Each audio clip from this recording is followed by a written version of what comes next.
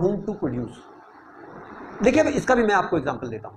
For whom to produce में मैं आपको दो कंपनीज के एग्जांपल देता हूं। एक कंपनी है मारुति, ठीक, मारुति भी कार्स बनाती है,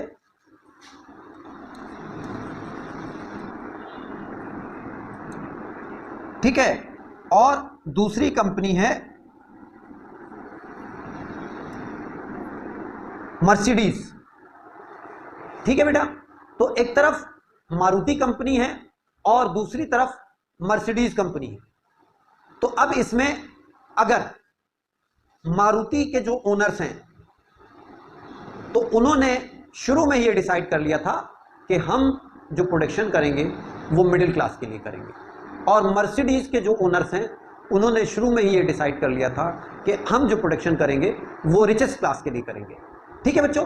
तो ये इनके जो कस्टमर्स होंगे तो वो इन कंपनीज को पहले से मालूम है। जैसे ये जो मारुति है वो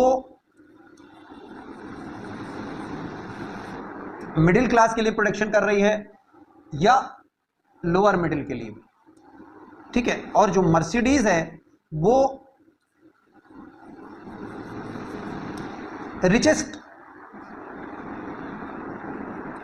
क्लास के लिए प्रोडक्शन कर रही है। जो मर्सिडीज है तो वो रिचेस्ट क्लास के लिए प्रोडक्शन कर रही है, और जो मारुति है वो मिडिल क्लास और लोअर मिडिल क्लास के लिए प्रोडक्शन कर रही है। तो आप देखिए कि अगर कोई लोअर मिडिल क्लास का भी बंदा है और वो 20,000 25,000 कमाता है तो वो भी अपने शौक को पूरा करने के लिए आमतौर पर हमारे इंडिया में जो कार खरीदता है तो मारुति ही खरीदता है, क्योंकि मारुति का माइलेज भी ज़्यादा होता है और मारुति में मेंटेनेंस बहुत कम होता है।